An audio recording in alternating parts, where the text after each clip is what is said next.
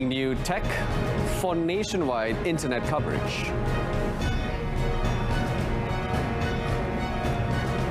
And employers must bear all costs of bringing in foreign workers.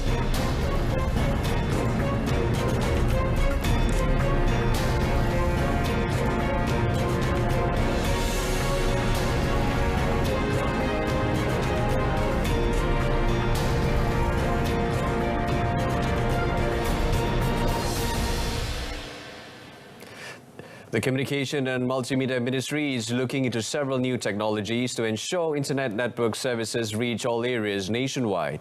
Now, this includes the rural areas, in line with the goal of ensuring that the nationwide 4G network coverage reach 96.9% by the end of this year. Taking Sabah as an example, Minister Tan Sri Anwar Musa said 4G coverage in the state's populated areas has now reached 86.9%. He said the achievement was the result of concerted efforts in strengthening broadband service infrastructure, especially through the National Digital Network Plan, Jendela, in Sabah. Secara umumnya bersetuju supaya kementerian dan juga MCMC dapat duduk bersama-sama dengan wakil-wakil negeri-negeri untuk kita cuba streamline supaya kita dapat merumuskan secara kasar yang boleh ditambah baik. Bukan kata nak menyeragamkan, tetapi sekurang-kurangnya ada satu pendekatan yang boleh membantu mempercepatkan pelaksanaan program-program seperti Jendela dan POP. Speaking in a media conference in Kota Kinabalu, Tan Sri Anwar said although he was satisfied with the progress of Jendela, he wants all of its planned development projects such as new towers and upgrade of existing towers to be expedited. In a related development, Anwar instructed the MCMC to monitor and address the issue of illegal telecommunication towers, saying that he had also received some information on the matter in Johor and several other states. The government will cancel the quotas given to employers who cut their foreign workers' salaries to cover the costs of bringing them into Malaysia. Human Resources Minister Datuk Sri M. Saravanan said any employer bringing in foreign workers must bear all costs, including accommodation and flight fares, so that there will be zero costs incurred by the foreign workers. However, he said the ministry cannot interfere in any matters pertaining to agents in the workers' home country. Memang ikut peraturan, mana-mana majikan yang membawa masuk pekerja asing ke negara ini perlu tanggung semua kos, bukan pekerja yang bayar. Dari segi penginapan, penerbangan dan sebagainya. Datuk Sri Saravanan said this at a press conference after launching the social security organisation SOCSO contribution campaign for the volunteers in Kuala Lumpur today. Meanwhile, the minister denied that there were protests by employment agencies in Bangladesh when he led a ministerial delegation to the Bangladesh-Malaysia Joint Working Group JWG meeting in Dhaka yesterday. In fact, he said he was given a good welcome and managed to hold fruitful discussions on the entry of Bangladeshi workers into Malaysia. The Health Ministry has given assurance that the supply of medicine is still under control and advised the public to avoid panic buying. Its Deputy Minister, Dr. Noor Azmi Ghazali, said that people should understand that the effectiveness of medicine in treating a disease is the same, regardless of brands or manufacturers. Having said that, he said in general, the nation is not facing a serious shortage of medicines. The shortages, however, could be attributed to the movement control order and late delivery of raw materials sourced from other countries. Kita mempunyai cukup ubat-ubat dan terkawal sekarang ini. Dan kita akan memantau bagaimana untuk mempercepatkan lagi ubat-ubat yang mungkin dah berkurangan sekarang ini. He said this to reporters after officiating at the Ministry-level Nutrition Month Malaysia at a shopping complex in the nation's capital today. Dr. Noor Azmi was responding to a question on the shortages of medicine supply in the market. Yesterday, the Malaysian Medical Association, MMA, urged the authorities to address the shortage of medicine supply in the local pharmaceutical industry fast.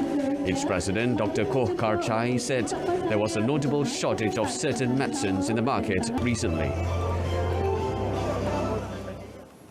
The Cabinet has agreed in principle to 3 matters under the proposed parliamentary reform. Minister in the Prime Minister's Department of Law and Parliament, Datuk Seri Dr. Wan Junaidi Tuanku Jaafar, said these matters discussed at its meeting on Wednesday involve the formulation of the Parliamentary Services Act, amendments to the House of Parliament Privileges and Powers Act 1952, and draft of the Code of Ethics for MPs. In a statement today, he said the proposed Parliamentary Services Act would consider setting up the Parliamentary Services Commission as part of the Parliament administration, which has autonomy to determine policies and governance of the Parliament of Malaysia. Among matters to be studied are the proposals to set up a parliamentary service scheme and obtain financial resources and an annual budget for Parliament from the Consolidated Fund, regulated by the Parliamentary Services Commission itself, in line with the principle of separation of powers. Datuk Seri Wan Junaidi said amendments to the Act would contain provisions for barring MPs who have been charged in court from attending activities of the House. Following the Cabinet decision, the Minister said he had asked the Dewan Negara President and Dewan Rakyat Speaker to call for meetings of the committees they chaired to decide on the framework and engagement with stakeholders connected with the relevant laws. The supply of chicken and eggs in Johor is expected to recover within the next 2 weeks, with the Hari Raya Aidilfitri celebrations ending.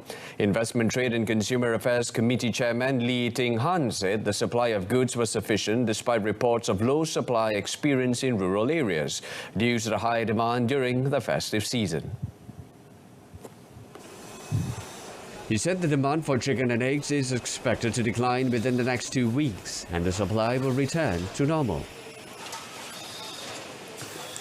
Pembekalan kepada tempatan, kegunaan tempatan adalah mencukupi dan pihak kami mengharap supaya tiada panic buying dan dijangka juga sebab musim perayaan telah pun lepas, bulan Syawal telah pun lepas, maka kita menjangka permintaan kepada telur mungkin akan menurun juga, dan sekali lagi kita mengesah supaya tidak membuat panic buying dan bekalan telur adalah mencukupi.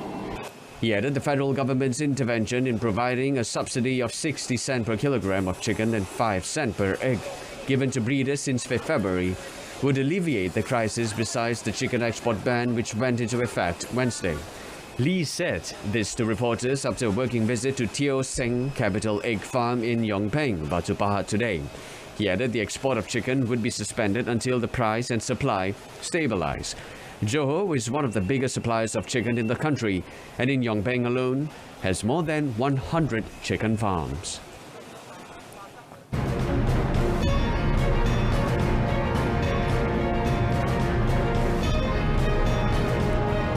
And coming up, police sees drugs worth over 25 million ringgit. Stay with us. But first, Bank Negara Malaysia (BNM) will continue to enhance its regulatory decisions, which include enforcing mandatory disclosures and stress testing in the quest to tackle the risk of climate change to the economy. BNM Governor Tan Sri Nur Shamsiah Mohamad Yunus said the central bank will review its prudential standards where appropriate and find solutions to address some challenges in Malaysia as an emerging economy. Citing example of the spillover risks caused by the war in Ukraine and an ongoing decoupling of the Russian economy from the global economy, Tan Sri Nur Shamsiah said it would lead to upside risks to inflation, higher commodity prices and disruptions in supply chain. As such, he said the central bank is now focusing on building a solid foundation and ecosystem for climate risk transition, where BNM will create awareness and build expertise within the financial sector around climate change. She also called for financial institutions, investors and businesses to become part of the solutions and embrace climate-aligned actions.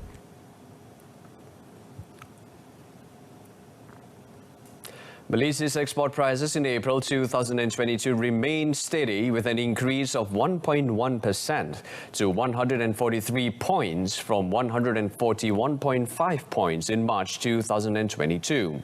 Meanwhile, the import unit value index also registered an increase of 2.4% to 129 points, outpacing the export unit value index, resulting in a 1.4% drop in Malaysia's terms of trade. Chief Statistician Dato Sri Dr. Muhammad Uzair Mahidin said the growth in the export unit value index was supported by the increases in the index of animal and vegetable oils and fat, machinery and transport equipment and chemicals. On an annual comparison, Dato Sri Muhammad Uzair said both the export unit value and volume index continued to grow 18.4% and 2.0% respectively. He said the performance for import unit value index was contributed by the increase in the index of mineral fuels, animal and vegetable oils and fats, as well as machinery and transport equipment. On a year-on-year basis, Dato Sri Muhammad Uzair pointed out that both the import unit value and volume indices rose 10.7% and 10.2% respectively. Malaysia's terms of trade depleted by 1.4% month-on-month to 110.9 points in April 2022, but on a year-on-year basis, it showed positive growth of 6.9% from 103.7 points in April last year. And in other news, an array of drugs worth 25.3 million ringgit was seized following a series of raids in Selangor and Kedah. Police also busted 2 drug syndicates with the arrests of 4 men and a woman around Selangor and Kedah yesterday and today. Bukit Ramah Narcotics Crime Investigation Department NCID Director Dato' Ayub Han Maidin Piche said the first operation was conducted in Selangor at about 2:30 a.m. and police managed to arrest a 40-year-old man. In a separate operation, police also conducted a series of raids in Selangor and Kedah, resulting in the arrests of 3 men and a woman aged between 25 and 39. Jumlah keseluruhan rampasan dadah bagi kedua-dua operasi ini adalah untuk mat 653 kg, untuk heroin 7.7 kg, pil ekstasi 35.3 kg. Dari jumlah keseluruhan dadah yang rampas ini boleh digunakan seramai 3.4 juta orang penagih dadah. Briefing reporters in Bukit Ramah today, Dato' Ayub Han said initial investigation revealed that both syndicates have been operating since late last year. Investigations are underway under Section 39B of the Dangerous Drugs Act 1952, and the suspects detained have been remanded for 7 days, while 2 of them having prior criminal records. Police also seized several vehicles, including a Toyota Fortuner, a Mitsubishi Triton, and a Ford Ranger worth 360,000 ringgit. Efforts are underway to track down the remnants of both syndicates. The bodies of 2 unidentified men were found floating in the waters off Marina Jetty, Pulau Indah, yesterday afternoon. Selangor Malaysian Maritime Enforcement Agency MMEA Director Maritime Captain V. Sivakumar said the Selangor MMEA Operations Centre received information regarding the discovery of the bodies from fishermen at 4:26 p.m. He said that the agency's Perkasa 36 boat, which was conducting an operation, was deployed to the location to implement further action. In a statement today, Siva Kumar said at about 4:45 p.m., Perkasa 36 arrived at the location and found the bodies, of which one victim was fully clothed, while another was only wearing a pair of long pants. He said the bodies were brought to the Marina Jetty and handed over to the police for further investigation. A former diplomat and his son have been charged at the Bentong Magistrates Court today for trafficking ganja and possessing cannabis oil 2 weeks ago. Dato' Zainal Abidin alias 78 and Muhammad Rizal 53 were jointly charged with trafficking 1,020 grams of cannabis at a house in Kampung Sumsum Hile, Jandabai, Bentong, Pahang at about 6:10 p.m. on 21st May. The charge was framed under Section 39B, subsection 1, subsection A of the Dangerous Drugs Act 1952, which carries the mandatory death sentence. No plea was recorded, as the case is under the jurisdiction of the High Court after the charges against them were read before Magistrate Shahrul Ehsan Hasim. Both father and son claimed trial after they were also jointly charged with having in their possession 60 milliliter of cannabis oil under Section 9, subsection 1, subsection B of the Dangerous Drugs Act 1952. They face imprisonment of up to 5 years or a fine of up to 20,000 ringgit or both upon conviction. Mohammed Rizal also faces a third charge for allegedly misusing THC at the narcotics office of Bentong District Police Headquarters at 8:40 p.m. on 23rd May. He pleaded not guilty to the charge under Section 15, subsection 1, subsection A of the Dangerous Drugs Act 1952. If convicted, Mohammed Rizal faces a maximum fine of 5,000 ringgit or jail for up to 2 years and supervision for up to 3 years. The court fixed June 13 for mention. That concludes today's edition of News at 10. In our top story, MCMC exploring new tech for nationwide internet coverage. Tune in to Updates at Noon, coming up at 12:30 p.m. on TV2. Till then, it's lights out. I'm Brendan Paul. Thank you for tuning in. Have a great weekend and take care.